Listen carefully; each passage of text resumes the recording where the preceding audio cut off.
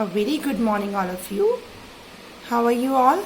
I hope you all are fit and healthy. So, today we will start new chapter number 3. The name is Cell Structure and Functions. So, we will start chapter 3, Cell Structure and Functions. First of all, you should know what is a cell and what is its importance. Children, in your previous classes, you all have studied about cell. That cell are the basic structural and functional unit of life. Means every living organism begins or starts its life as a single cell. Then that single cell, which is known as zygote, it undergoes repeated divisions and then a complete living organism is formed. So you can say that the cells are basic structural and functional unit of life. Every organism begins its life as a single cell known as zygote. I told you in class 5 as well. Then this single cell zygote undergoes repeated means one after another, continuously division, and it forms a complete organism.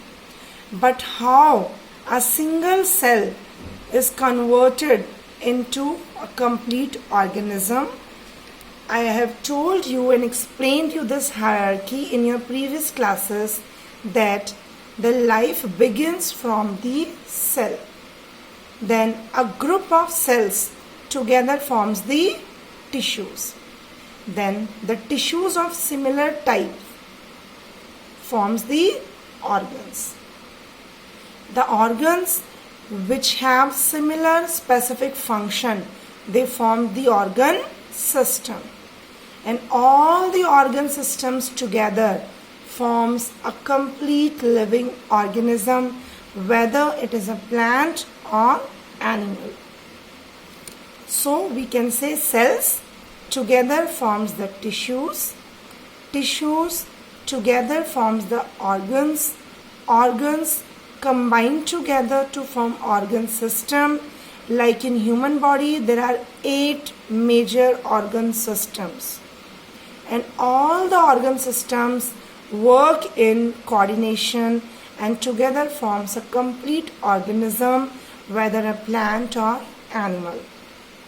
So this way we can say that cells are the basic structural and functional unit of life, because our life begins with a single cell, and that single cell forms the tissues, tissues form the organs, organ means parts of the body, organs form the organ systems, and all the organ systems work together in coordination and forms a complete organism.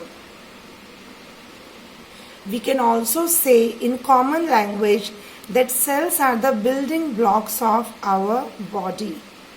Building blocks, as you know children, that brick is the building block of any building.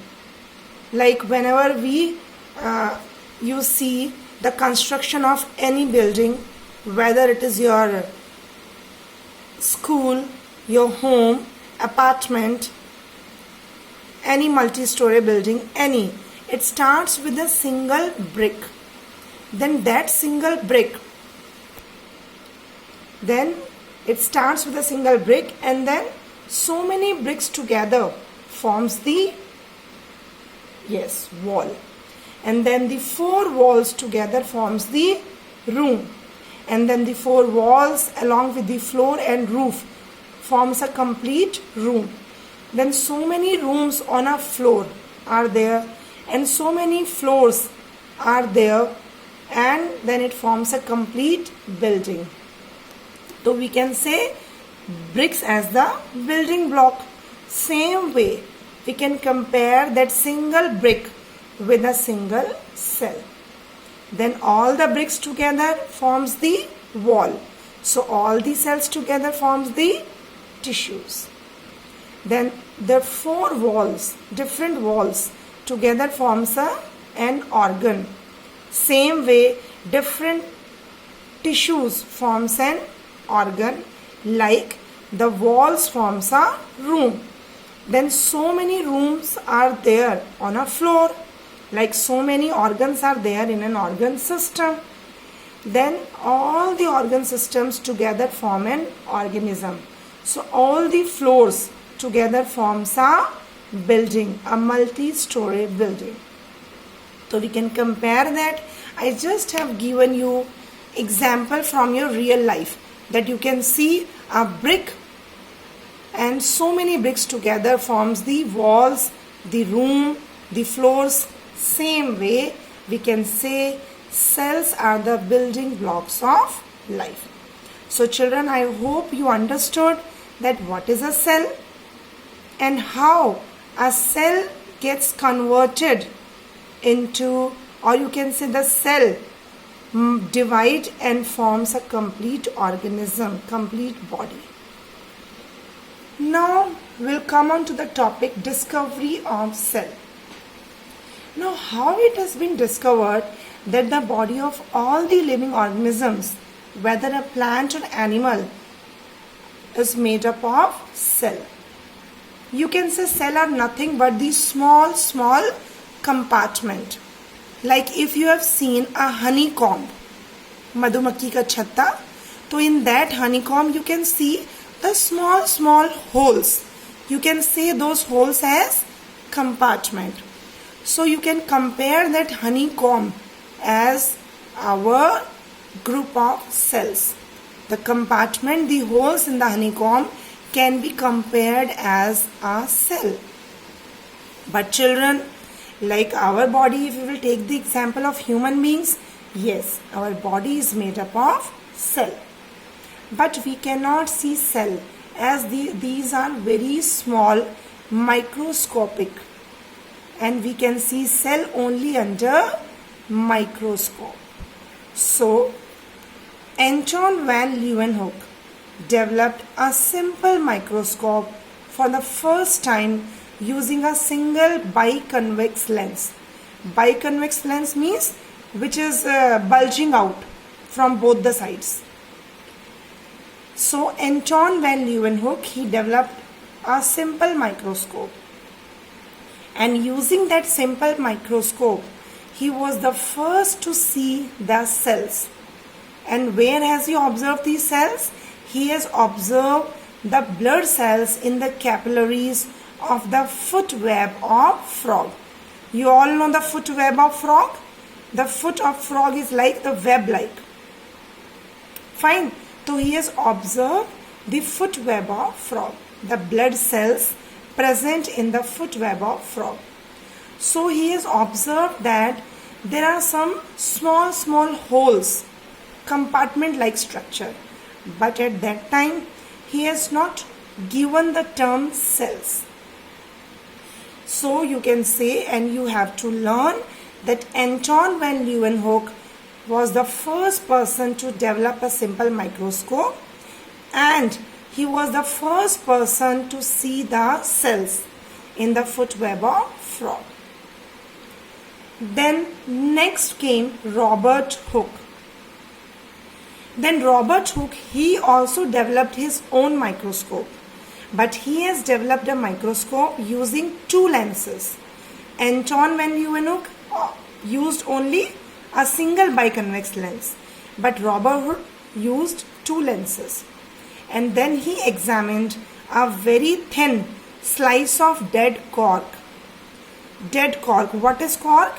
The bark of the tree. Children, you must have seen the trees, the trunk of the trees. In the trunk of the trees, the outermost dead part, brown colored dead layer is known as cork.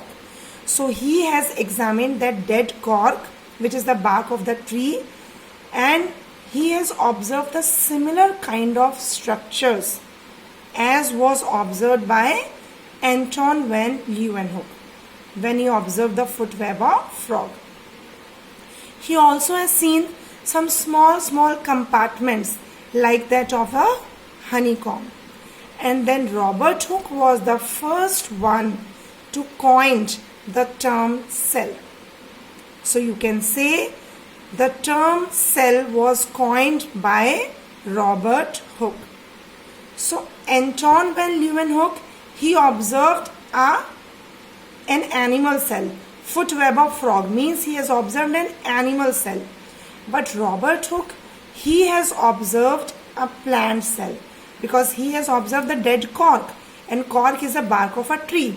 So that means Anton van Leeuwenhoek observed an animal cell and Robert Hooke observed plant cell. But they both have discovered and developed their own microscope, and they both have seen some small compartments like you can see in the honeycomb. And then Robert Hooke was the first one to coin the term cell. So children, you need to learn the correct spelling of the name of these scientists, Anton van Leeuwenhoek and Robert Hooke. Always remember in biology, whenever you learn the spelling of the name of the scientist, it has to be absolutely correct. Because even if a single letter is wrong in the name of the scientist, you will get 0 marks. So, always learn the correct spelling of the scientist name. Now next comes cytology.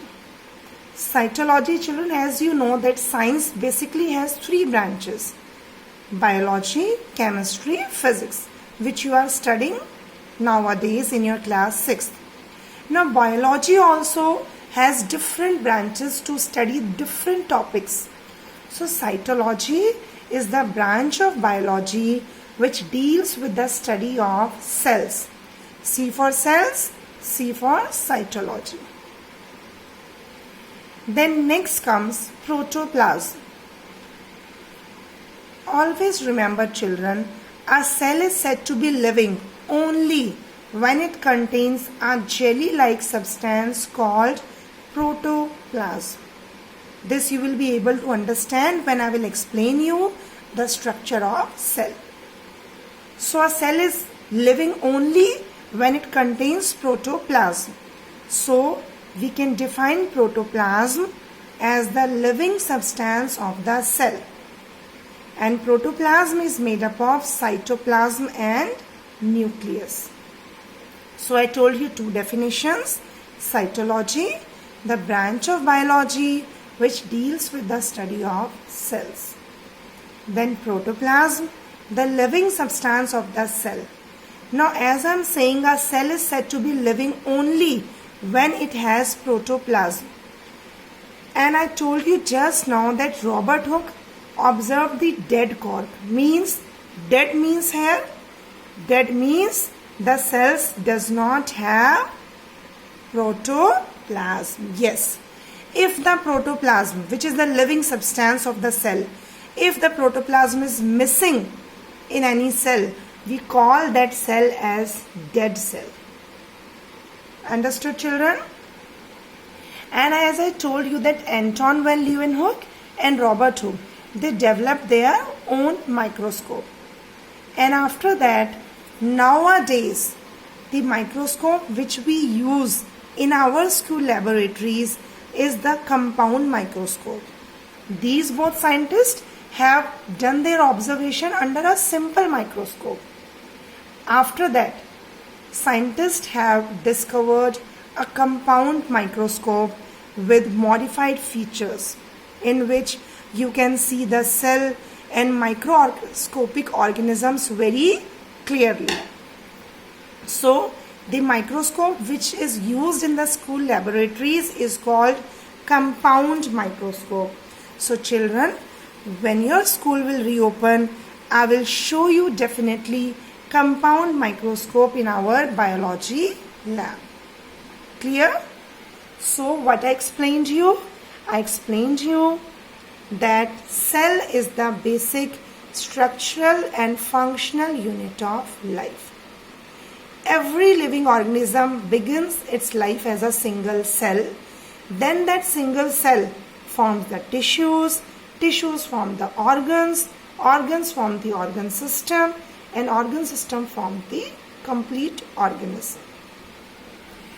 So this is the hierarchy, as you can observe very clearly. Next, I explained to you about the discovery of cell. Anton van Leeuwenhoek developed a simple microscope and for the first time observed the blood cells of the foot web of frog, that is an animal cell. After that, Robert Hooke, he also developed his own microscope and he observed the cells of the dead cork. And then Robert Hooke, for the first time, coined the term cell. Clear? Now, cytology, the branch of biology which deals with the study of cells. Protoplasm, the living substance of the cell, is known as protoplasm, which is made up of cytoplasm and nucleus. And the microscope which we use in our school laboratories is called compound microscope, and I will show you compound microscope in our biology lab once the school will reopen. Now children, next topic is cells on the basis of their number, unicellular and multicellular cell organisms, cell shapes, the different kind of cell shapes like spherical, oval, cylindrical, amoeboid or irregular, cubical or rectangular, slipper shape, spindle shape. And then cell size. This topic, cell on the basis of their number, cell shape and cell size, I will explain you in the next video. But before that, you need to give a reading of these three topics, that is cells on the basis of number, cell shape and cell size. Now see children, I am going to give you the homework. Your homework is read page 21 to 31, which I explained in today's video, including cell number, shape and size from the book, and underline the important terms in your book using pencil. Then you need to draw different kinds of cell shapes, which is given on page number 30 using pencil, and label them. Figure 3.4 and 3.5 in your notebook. Children, draw this diagram, the kinds, give the heading kinds of cell shapes. And then you can use 2 pages. Divide first page into 4 parts, next page again into 4 parts, and draw the different kinds of cell shapes given on page number 30 using pencil and label them clearly. You can use light colors also like pencil or crayons. One thing more I want to tell you, that children, some of the students may have different page number in their book. Maybe your page number is different, like it is not 28 to 31. So you see the topics which I explained you, whichever page number is given in your book. And same way, maybe this diagram, kinds of cell shapes, is not given on page number 30. So you see this diagram wherever it is given, on which page number you need to draw from the same. Because half of the students have the old editions and half have new. So page number may vary according to the topic in your books. So this is your homework. Study well and take care.